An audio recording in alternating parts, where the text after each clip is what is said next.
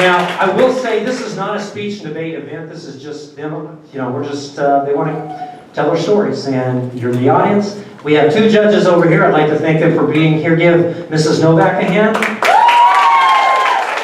And Mrs. Wishman. Now, we will be picking three in no particular order. We're not doing a first, second, and third. 3 of these 8 will advance, and at the end of the year we will have a grand slam, story slam, and that will be with our winners from each story slam. This is story slam number 2. We have story slam number 3 coming up in the beginning of April. So hope you can show up for that, and ACP students, please bring your friends, and let's see if we can get a few more of those people out. So, anyhow, without any further ado, our MCs for the evening, Will Osborne and Janani Lakshmanan. See that hand. Hello everybody, I'm Norman Rumsey. And I'm Norma Yesmer. And together we're hosting the second inaugural Speech and Debate Story Slam. As was alluded to earlier, we have Nick and 7 other fantastic, distinguished orators with us here today. And if you don't get my puns, I'm sorry, but that's why you should join Speech and Debate. Also because you want to. Indeed. So without further ado, we'll crack into them here with our first story.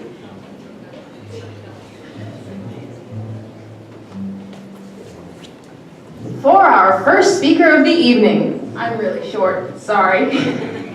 I can't. We're good.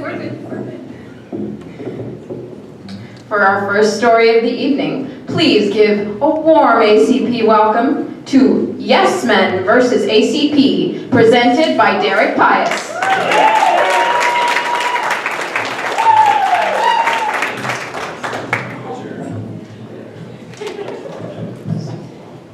All right, okay, so at the beginning of this year, there was a sort of fire underneath me. Now, this fire was not the fire of passion that you often hear about, but rather, it was a fire of hate and disdain.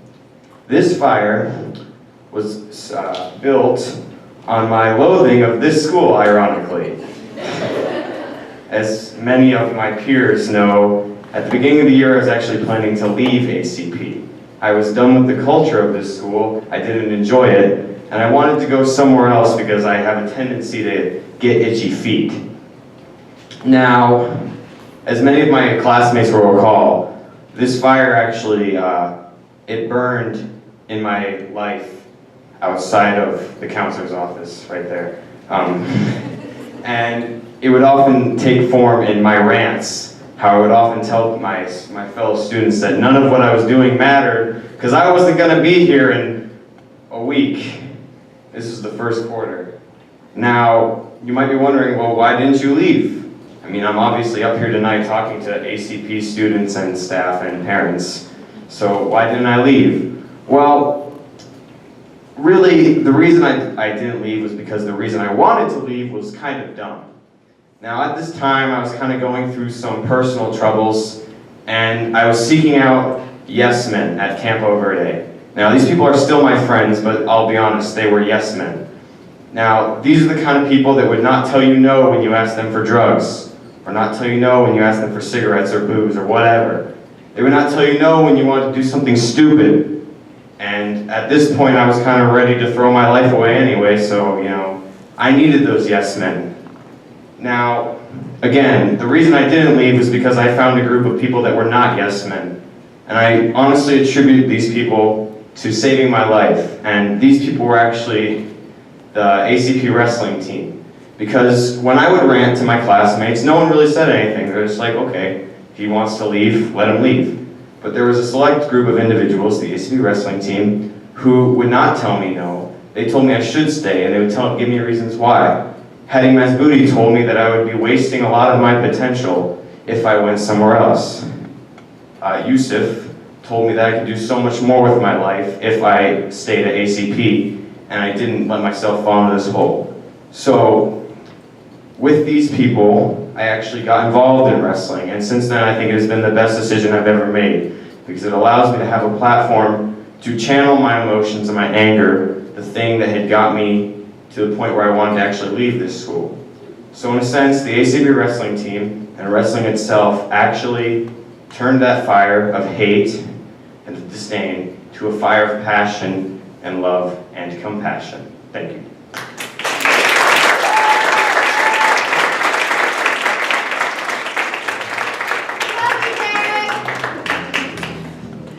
Yes, we all love Derek too.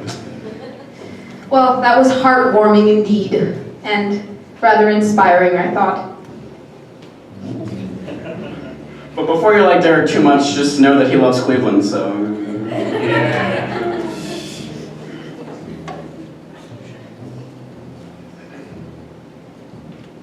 Oh, it's time for a quote drop. How exciting! Patricia McCormick says, "The power of storytelling is to free us from isolation, shame, and whatever the situation." Let's hear our next story to do just that. Coming up next, we have Mom Smashed My Phone from Arwa.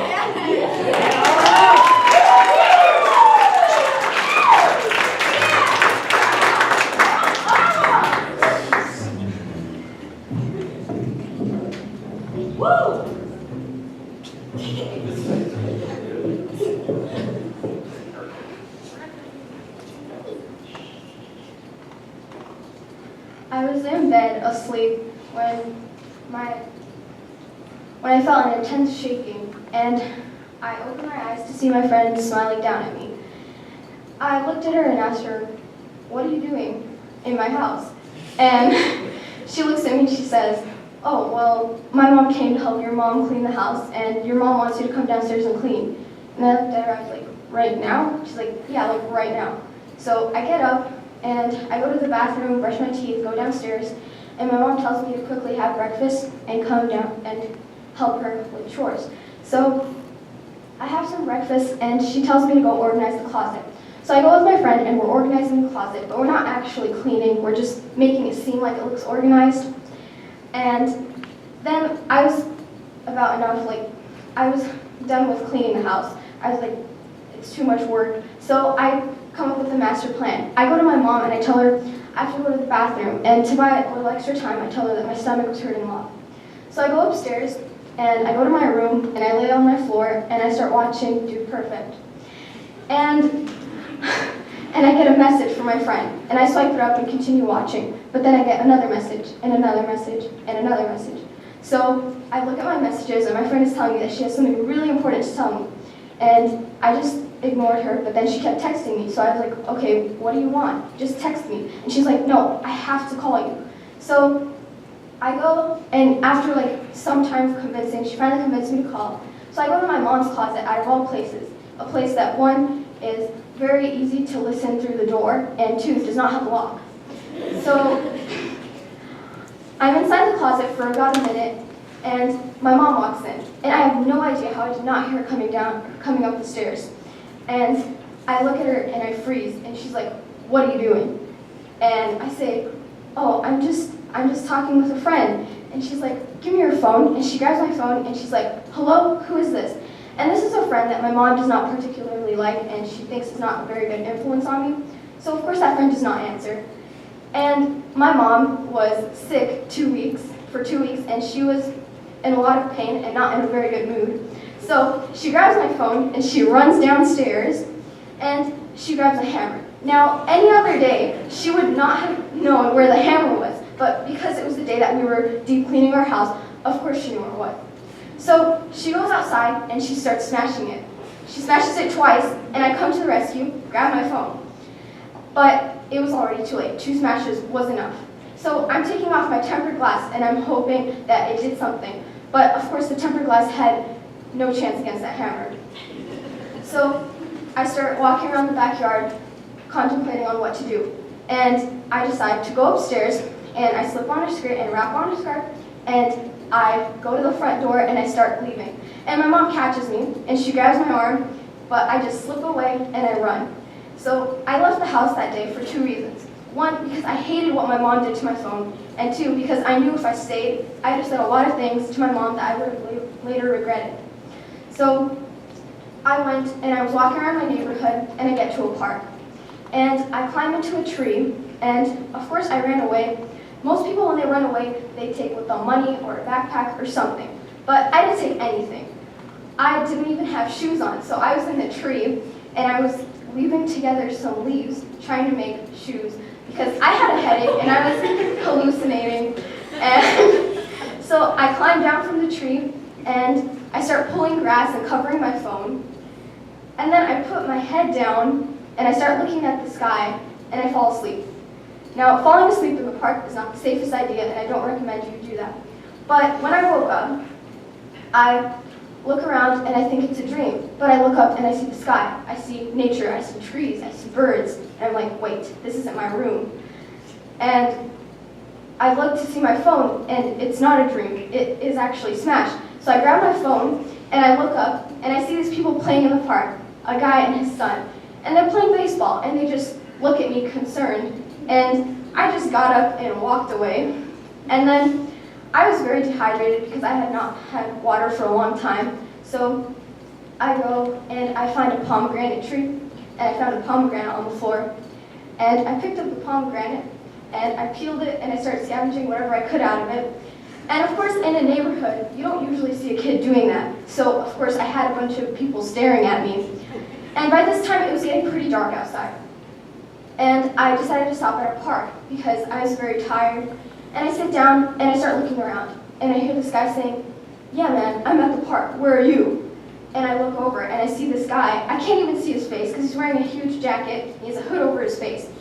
I can't see him and I freak out. I get up and I sneak past him so he doesn't see me. And I run for my life. And I ran faster than I ever had in a long time. And I was running and I dropped my phone and of course I had to pick it up. So I picked it up and I see these people jogging behind me. And this lady walks past, jogs by me, and she kind of looks at me, she's like, hello? And I'm like, hey, what's up? And she keeps going. She looked pretty scared. And by this time I was really scared too because it was getting really dark and I just got scarred from seeing that man. And I started following these people that were jogging because they were going the direction of my house. So I go home. And of course, before I go inside, I have to spy on my family to see what they're doing. So I climb over my gate, and I look through the window, and I see my mom's friend doing the dishes, and I see my sister and her friend making a video because they're going to become YouTube stars one day. And then I see my friend on her phone. She's just on her phone, but I don't see my mom anywhere. So I go back in the front of the house, and I see her looking down the street, and she's looking, and then she sees me, and she says, I was just about to call the police. And I go inside, and everyone starts telling me, oh, where were you? We were so concerned. Are you okay? What happened? And I just run upstairs to my room. And a little while later, my mom comes, and she starts telling me how I could have been murdered, killed, kidnapped, all these things. And I thought maybe she was saying this because of how much she watches Criminal Minds. But, I mean, she has a point in the end. A lot of things could have happened to me. I mean, falling asleep in a park, seeing strangers in the night. And so I went to sleep, and the next day, someone was shaking me again. But this time, it was my mom. And she tells me, Arlo, come on, get up. Go with your brother. You guys are going to go get a laptop. And so I think immediately that she felt bad for smashing my phone. And then she smiles and looks at me. She's like, and don't think for a second it was because I feel bad for smashing your phone. I enjoy that so much, and I do it again any other day. And so I get up, and I'm like, okay, I know I'm not going to get a phone, so like, might as well go get a laptop. So I get up with my brother, we get a laptop. And I was told when I get home to make sure that my sister does not see what is going on, that I did not get a laptop. Because you know little sisters, they want everything and anything you get, even if they don't know what it is. So I get home, and of course my sister's at the door. And I open the door, and she's like, what? You got a laptop? And I'm like, no. And she looks at me, and you'd expect a little sister to be like, that's not fair, I want a laptop too. But then she smiles and says, well, you're just gonna get it smashed. And then,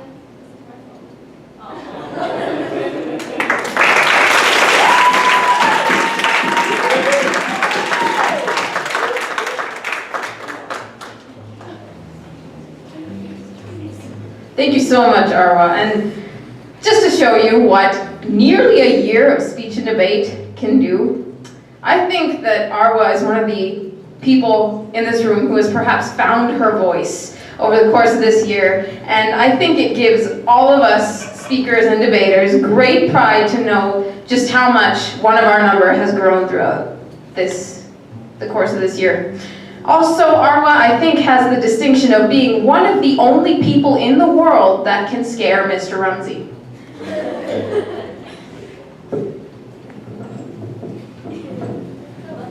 That's gonna get annoying. I'd like to thank Alex Bacon over here, our resident bass guitarist. He's fantastic. Coming up next, we have Angelina with the Popular Kids.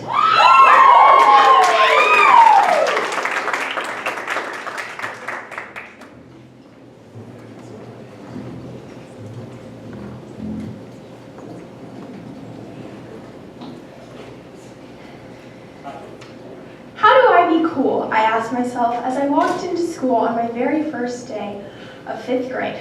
Unfortunately, my best friend and one of my only friends at the time moved to a different school, leaving me to have to actually socialize and make new friends.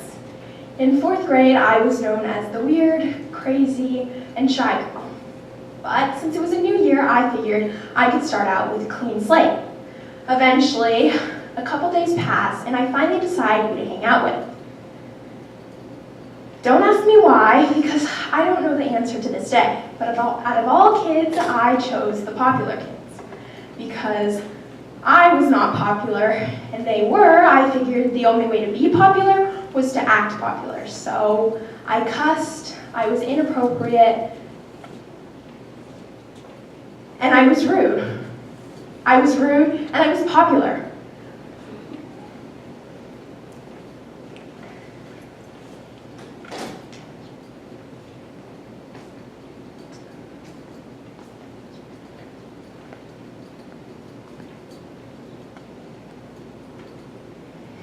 I was rude and I was popular, but I wasn't myself. When I hung out with popular kids, I felt like I was limited to who I could be because I was too nervous to be myself around them.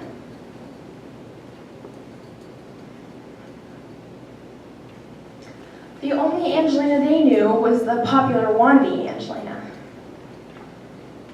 Sometimes I would ask myself, if they knew the actual me, would they really want to be friends with me? If I could take back any moment in my life, I would most likely take back 5th grade because I know I would be a much different person than I am today. I know for a fact that I wouldn't care so much about what people think of me. Sometimes I care way too much about what people think of me rather than just living life. This may sound super duper cheesy, but life is so short and we should make every moment in life matter. Nowadays, I realize that the friends I have now are the friends I should have had back in 5th grade. Because they appreciate me for who I am and they love me for the person I am.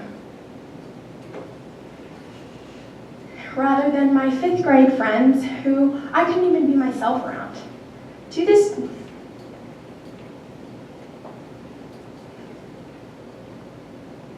In the end, people may laugh at me because I'm different, but I'll just wonder why they want to be the same. Thank you.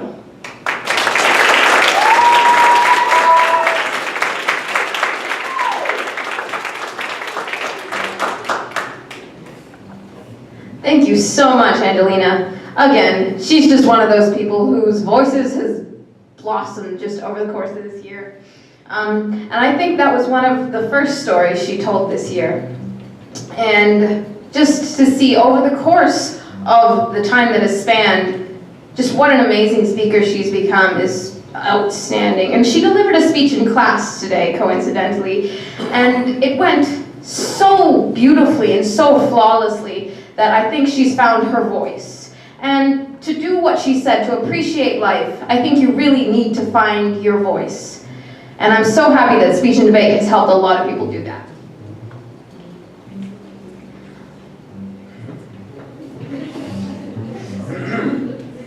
Some more Mr. Rumsey wisdom here. Storytelling is the most powerful way to put ideas into the world today. It's from Robert McAfee Brown.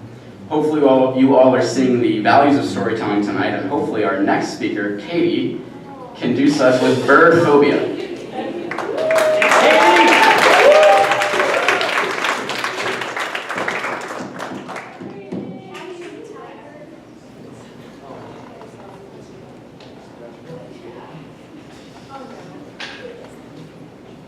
This is a problem. All right, yeah. Hello? Okay. All right. So, a lot of people are scared of a multitude of different things. Some people are scared of small confined spaces.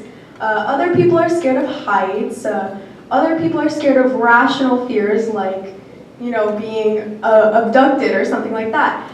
And I actually have quite a unique fear. It's known as ornithobia, and it's something that I have to face on the daily because it surrounds my daily and everyday activities in the outdoors and just walking down the street and even to my house, and that is the fear of birds. Now, a lot of people think that is strange, and I have a good couple of reasons for this, and really the start of this fear and how it manifested itself to kind of like destroying my life with anxiety.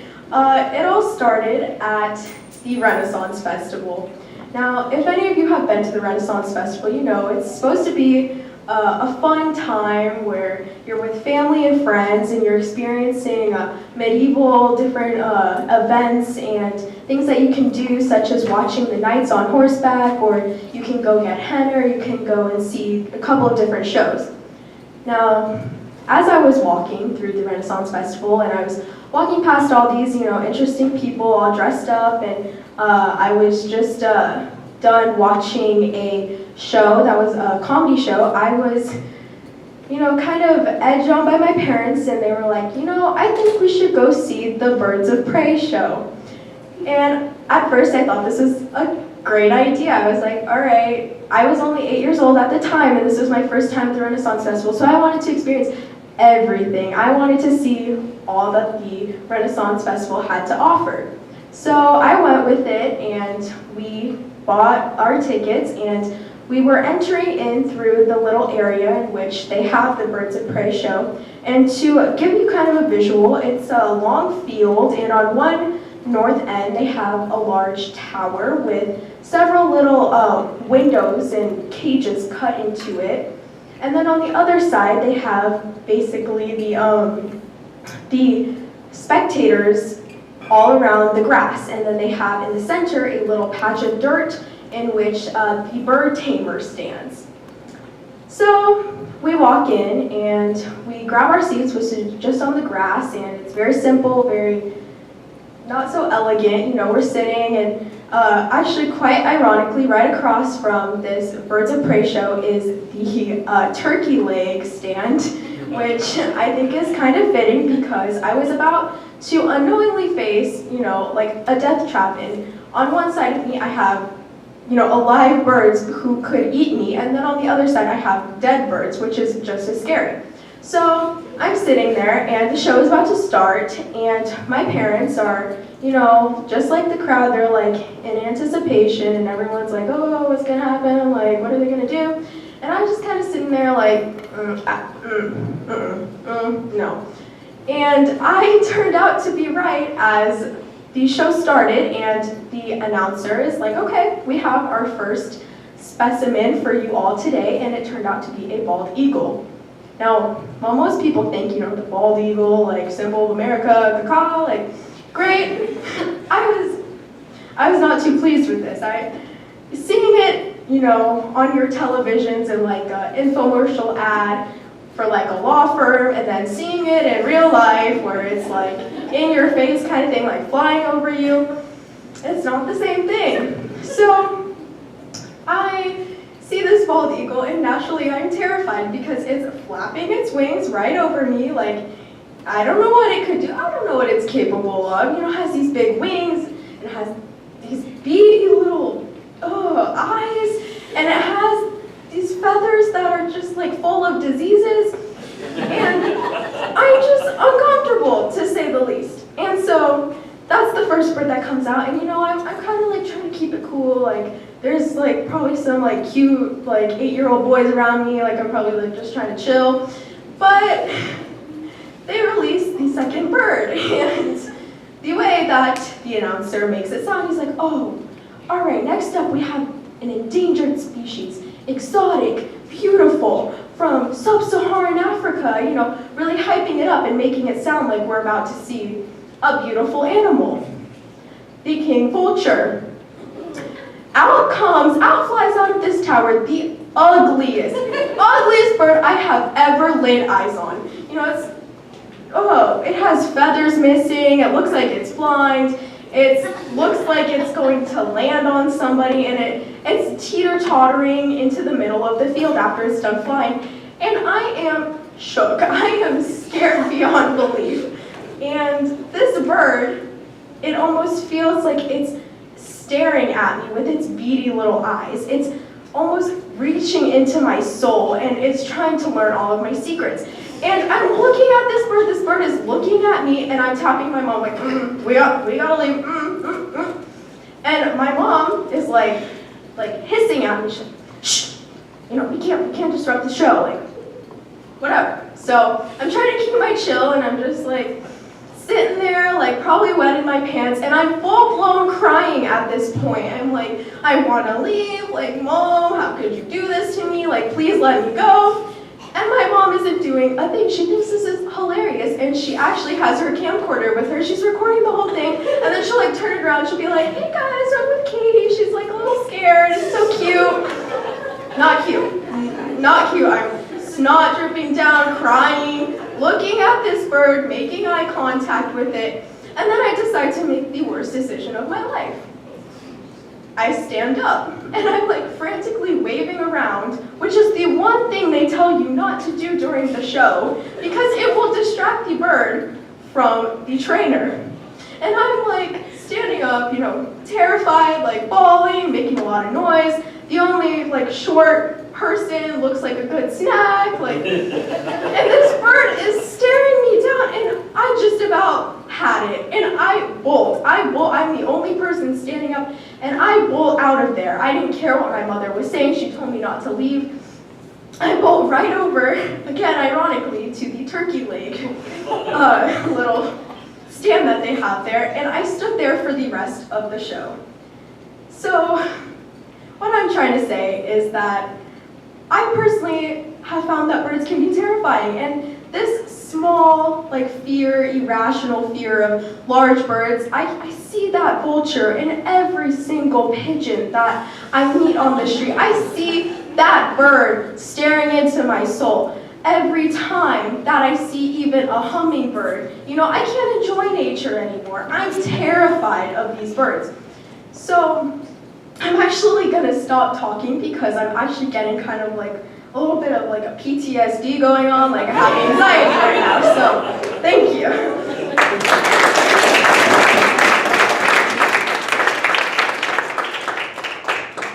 I'm sure you and Boston College over there would make great friends.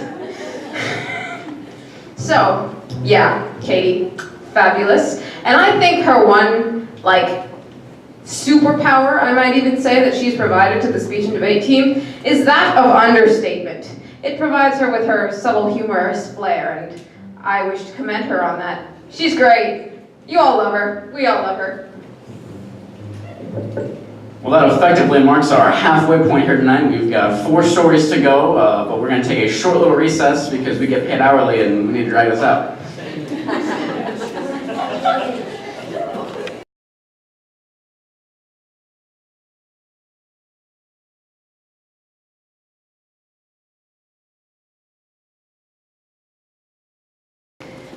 We're going to start off the second half with an auspicious quote drop. It goes like this: tragedy is a great storytelling form. It worked extremely well for Shakespeare. It worked extremely well for Jim Cameron with Titanic by Carlton Cuse. Now for something That's very much not tragedy. Coming up next, we have everyone's favorite, John Luke. What I did to this bully.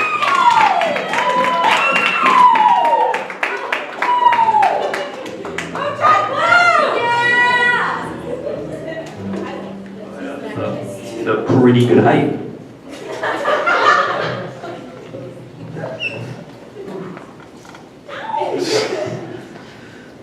Alright, so I typically avoid hate at all costs, but the first time I really truly experienced true hate for a person was in my little Christian school that I went to in 5th grade. So at this Christian school, I switched schools a lot, so it was my first year here, and I didn't necessarily have that many friends. But I found my own little group that kind of accepted me for who I was. One of those kids was Donovan, and he was chill. So, of course, like I said, there were some kids that accepted me. Other kids, not so much. There's a kid named Tate.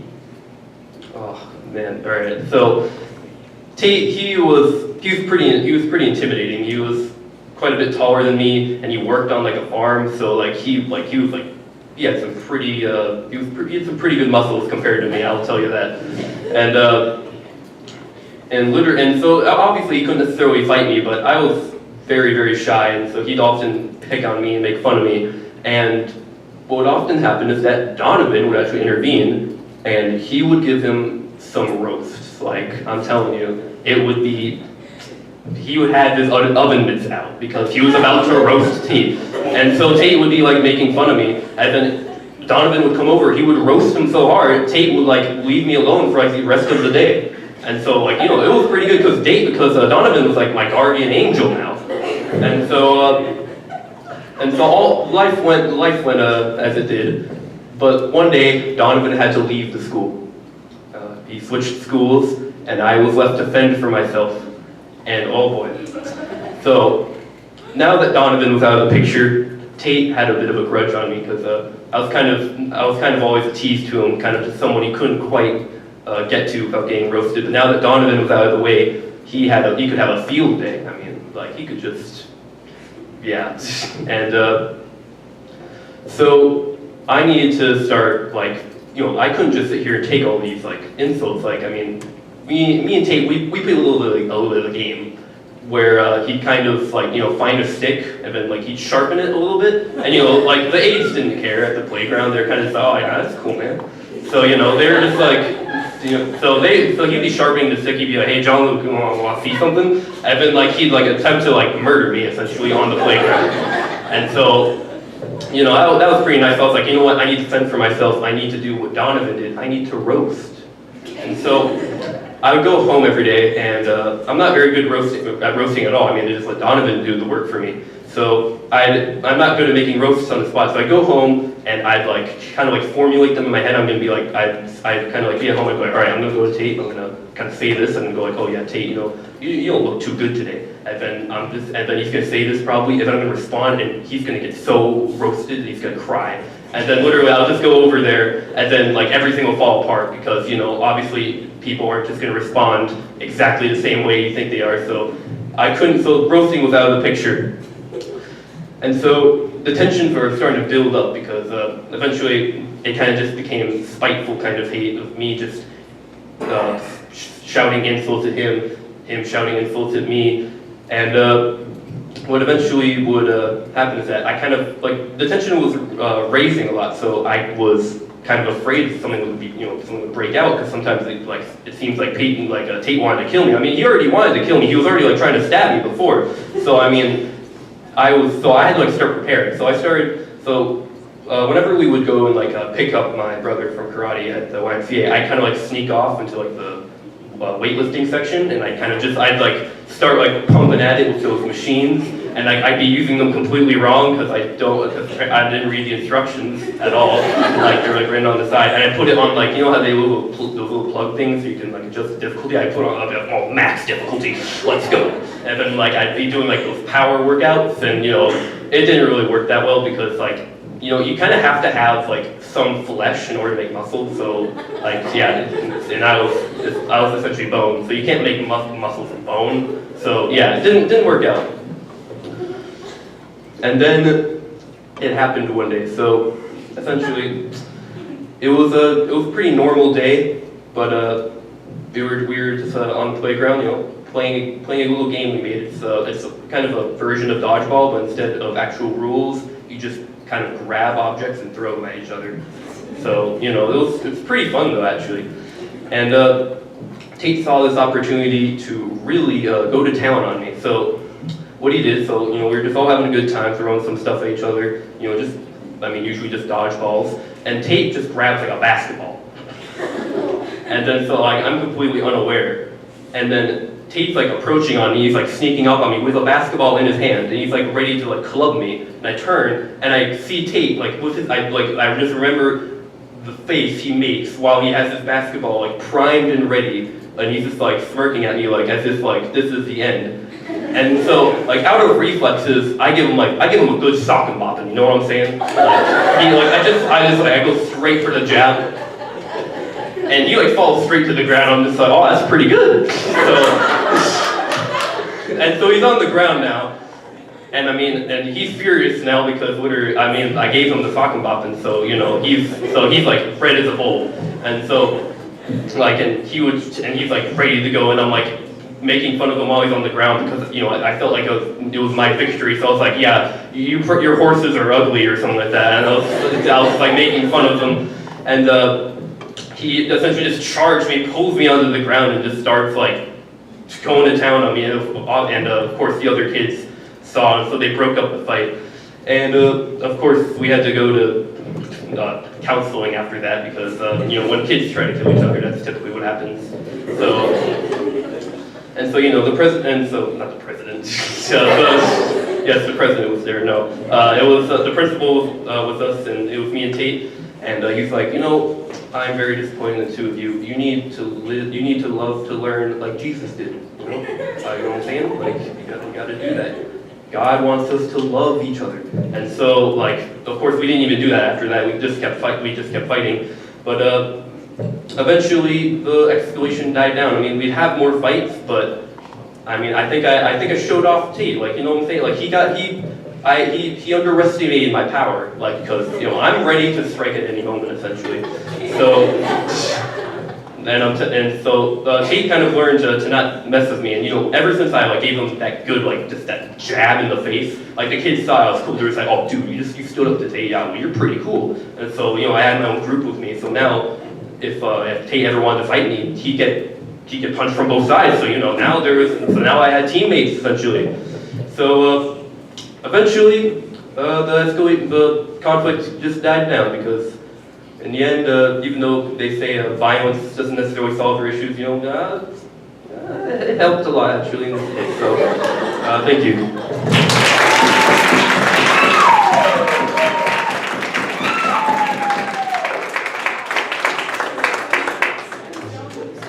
As you all can likely tell, John Luke is something of a legend in the speech and debate community. The interesting factoid, John Luke is what we in the wordsmithing industry like to call a Renaissance man, a polymath. You know what he does? He does pretty much everything. That's the definition of a Renaissance man, in case you were interested. For instance, he does robotics, in which his defining characteristic is that he always forgets socks. I am happy to see that today he's remembered to bring them. Coming up next, we have Nick Pierce with I Hate My Cornea.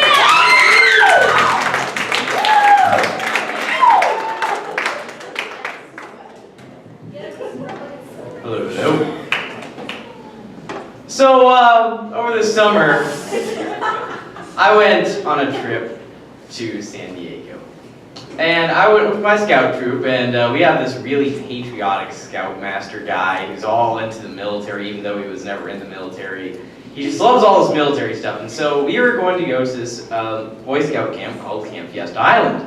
And it's essentially this little camp that's, well, on an island. It's in Mission Bay, it's in San Diego, and it's really, really nice. But before all this, we did kind of like a military tour around San Diego. And so first thing we do is we go on the USS Midway. If any of you have ever toured the USS Midway, you know it's a large aircraft carrier.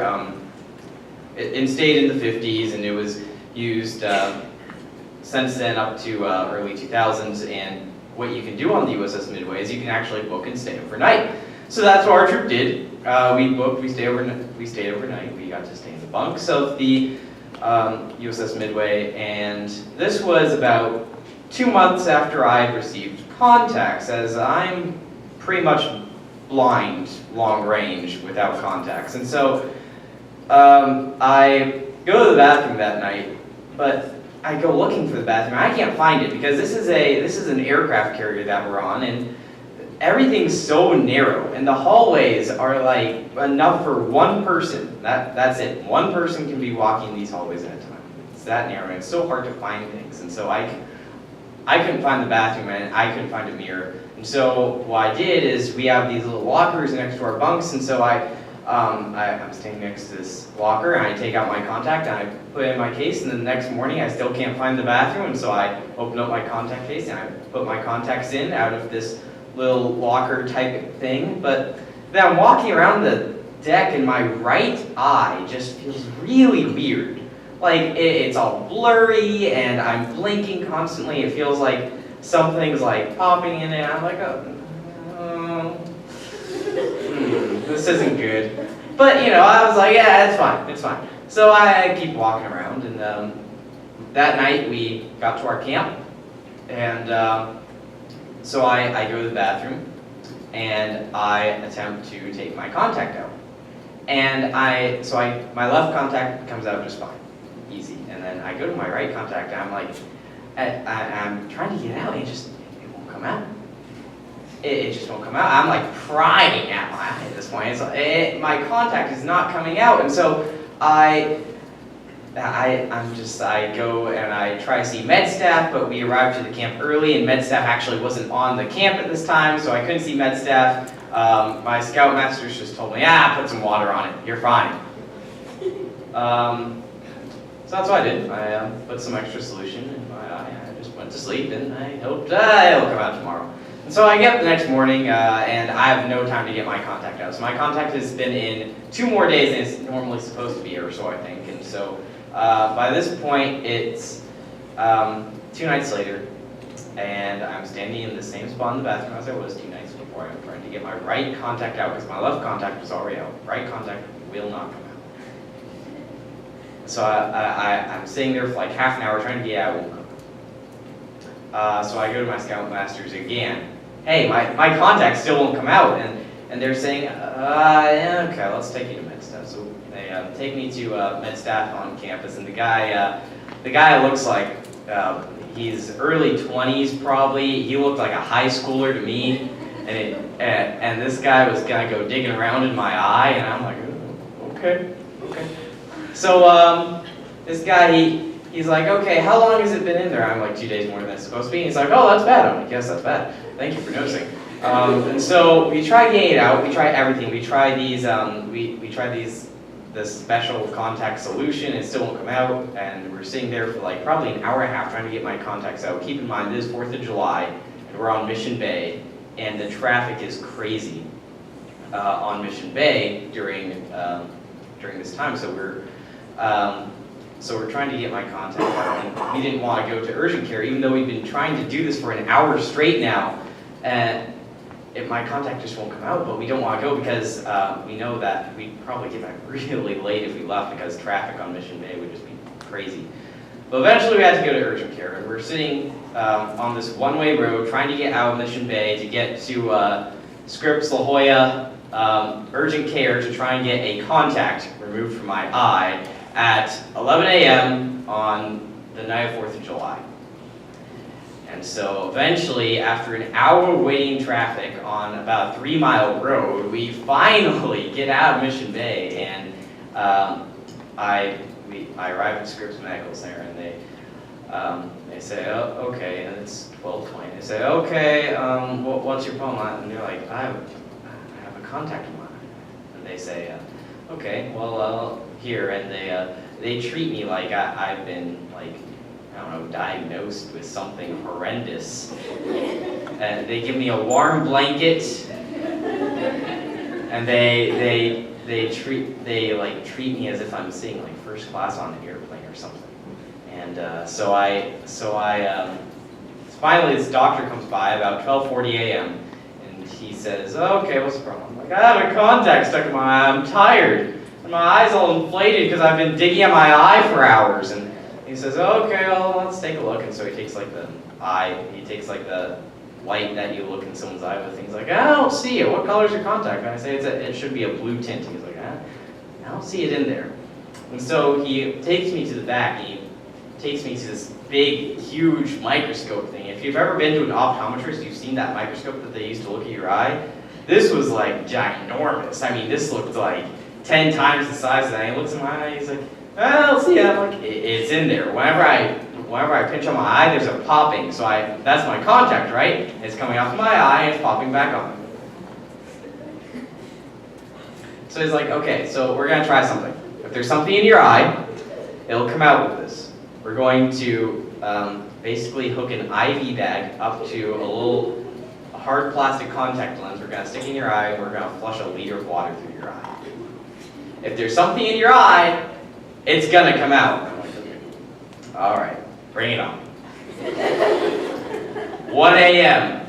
There's a IV bag with a liter of water stuck to my eye, and I'm getting water pumped through. And I'm just thinking, oh God, this is horrible. And finally, after about 20 minutes of flushing my eye with water, they come through and they say, oh, looks like nothing fell out.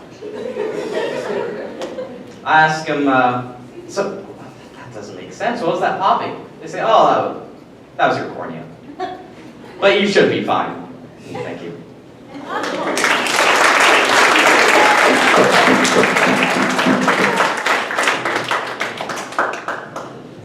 To give you all a slight background on Nick, after our speech and debaters go to a tournament, we have what's called the Break the Norm Award, and the Monday after class, because tournaments are Friday and Saturday.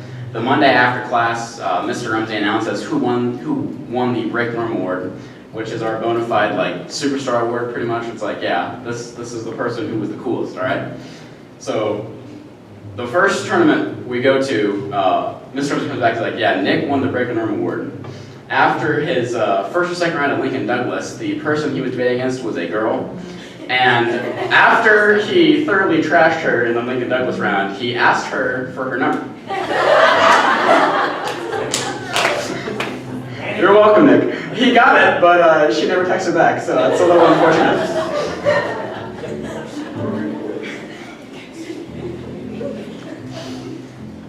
He's the real MVP, that's all I gotta say. Here's a nice patriotic little quote. Americans think cinema is about storytelling. I don't believe that. I think it's a language, and everyone has to find their own way of speaking. It's not so much what you say, as the way you say it.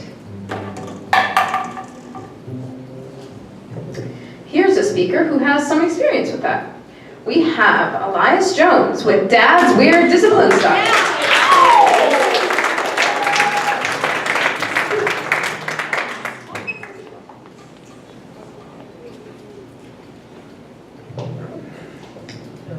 When it comes to punishments, my father is on the level.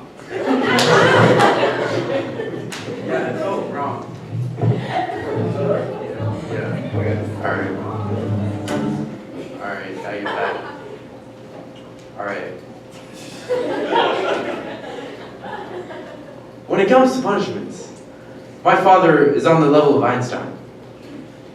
I have yet to figure out how he does it, but for four of the 5 kids out of my family, he has punished every single one of us in the same way, but slightly different. And after he does this, none of the children have ever been punished in a major way since. It all started with my oldest brother, Avery. Avery had a problem of not communicating when things ended or when things begun. So he goes to see a play with some friends, and he tells us, okay, it should only be an hour. And since the place was half an hour from our house, we weren't going to go home, stop, go back. So we were just going to wait there for an hour, big deal.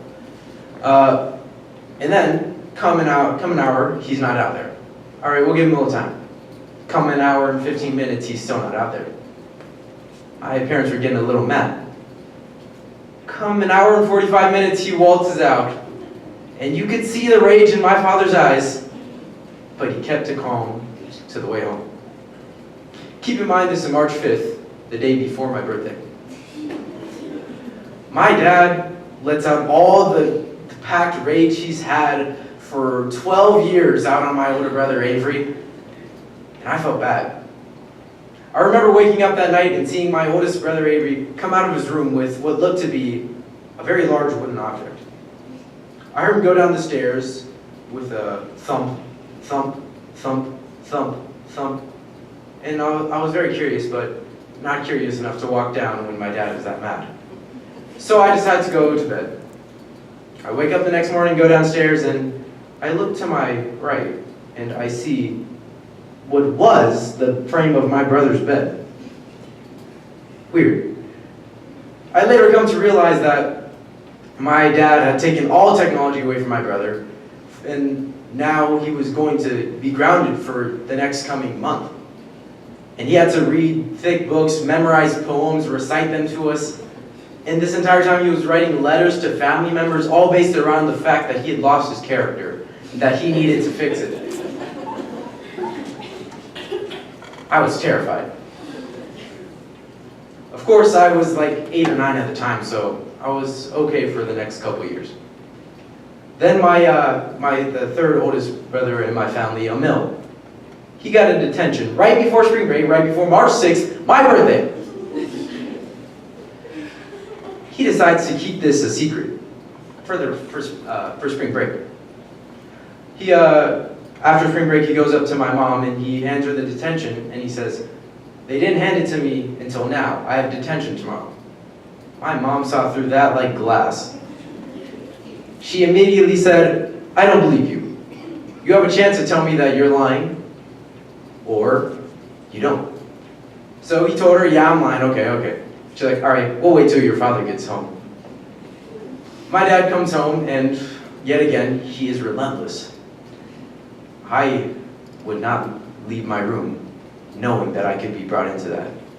So I continue on with my night in my room, and I come to realize like a week later, my brother Emil had lost all his technology, and that Sunday, we all get called into the family room. I'm like, okay, this is kind of weird, and our dad explains to us that Emil had lost what he had of his character, and he needs to learn what character is. And Emil goes up and recites at least 5 different poems to us, fully memorized. If he messed up even at all, he would have to start over. Okay, 2 siblings, 2 punishments. My directly older than me brother Ahmad, he fails a class around 3rd quarter, spring break, my birthday. He fails a class, and my parents find out, and he gets all his technology taken away, and he has to read books, memorize poems. But this time, it was a little different. He had to take a very long book, and he had to read these chapters, and he had to write summaries on the chapters, very long summaries, very detailed summaries, all based around the fact that he had lost his character as a person. Okay.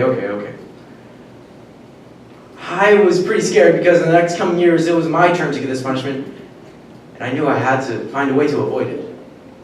For the next year, I was always communicating with my parents the best I could. I was never late. To school I was late, but I was never late coming to meet them. I never failed a class for that entire time, and I didn't get a detention, but I got a warning. At my old school, the way they had it, you had 3 warnings until you got your detention. And I got a warning, and I was like, okay, big deal, warning, I'm good. And I kept it a secret as long as I could, but a new system had been made, and my parents got an email about it. I was in trouble.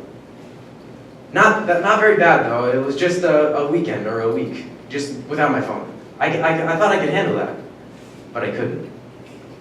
I took my mom's laptop and I started watching Netflix.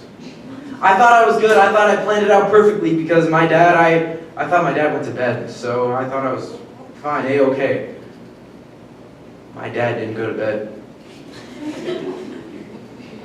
My dad caught me. And I lost all my technology. That's right, essays and read books. But I learned a lot from the punishment. I had lost my character. What I did was not good, and I haven't done it again since. And I haven't done anything truly wrong. I haven't lost my phone in years because of this punishment. It's a very successful technique. I might adopt that. But overall, I think it's a very good punishment. And I really understood it. I really understand it. And my sister, she's come to that age, so it's gonna be fun.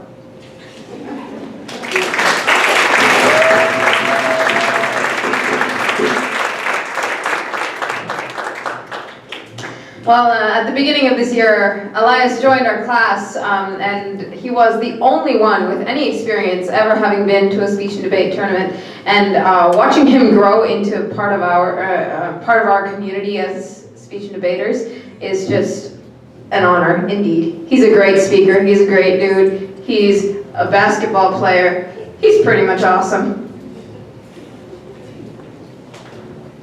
And I get the feeling his dad doubles as an English teacher. I don't know where I got that one from. Last but not least, we have Miranda with My Mental Illness.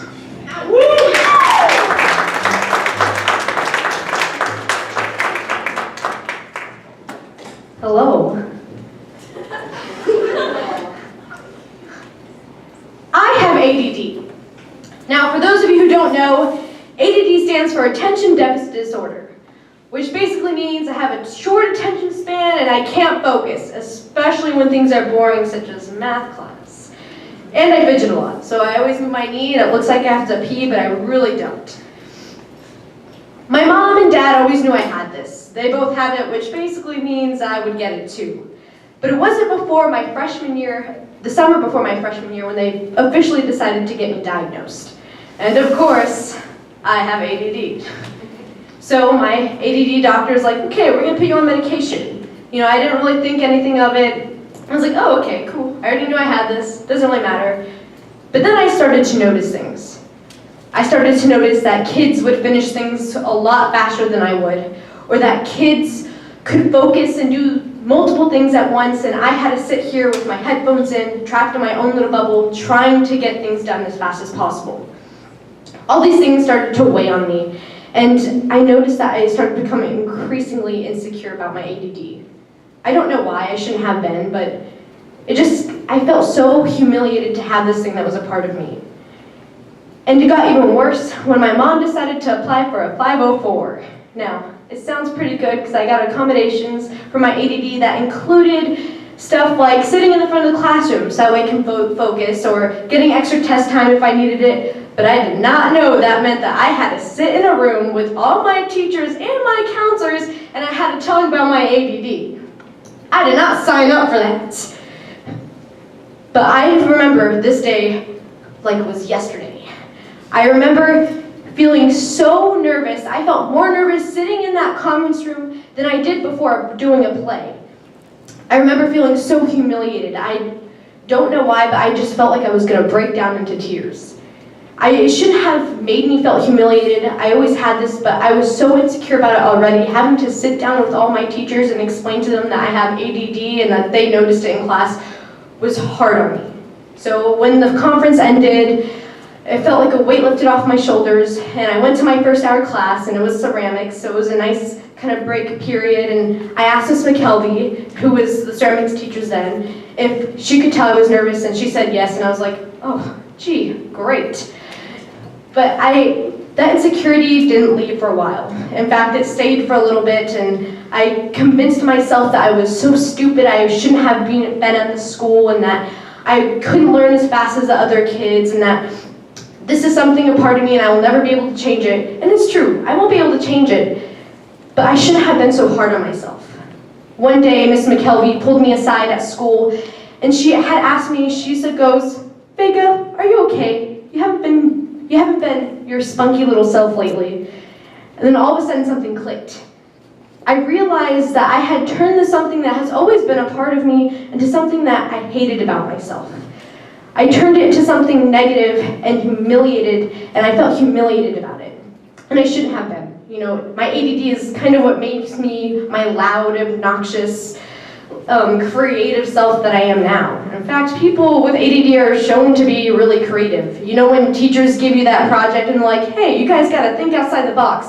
Yeah, for people with ADD, they don't even have a box. That's how creative we are. Teachers can't put you in a box because we don't got one. So you're always guaranteed to have something pretty cool looking in those creative group projects. So I had created this hatred for myself, and I had put it myself in this way of thinking that I was stupid because of this genetic thing I had. But looking back on it, once that switch was turned on, I had realized that my ADD is what makes me who I am today, and I would not take myself any other way than I do now. Thank you.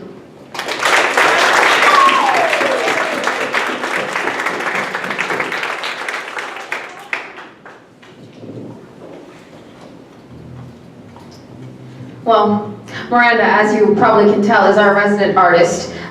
Most recently, she spent quite a bit of the last debate tournament coloring a pineapple. It's quite a work of art. Please ask to see it sometime. With the concluding quote drop, we have: "The fact of storytelling hints at a fundamental human unease, hints at human imperfection. Where there is perfection, there is no story to tell."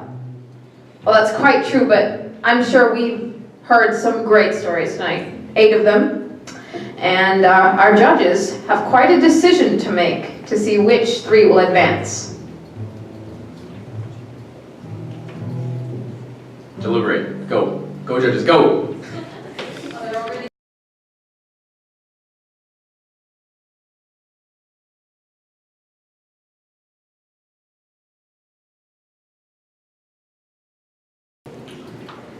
All right, everybody, our judges have deliberated and they've picked 3 fantastic stories. Now remember that these are in no particular order, but these 3 will advance to our Grand Slam, as Mr. Rumsey has called it.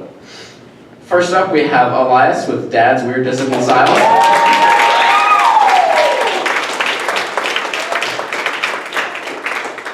Next, we have Katie with Bird Phobia.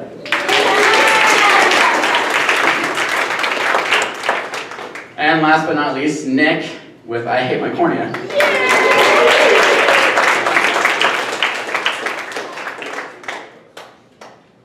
Jenny is useless. She stole my line last time and now she's making it close. All right. Thank you all for coming out tonight. We definitely enjoy your presence. It's nice to see these events growing here on campus. Remember next time that if you'd like to participate, it will be open to the public. So come on out and bestow us with your beautiful stories. Thank you.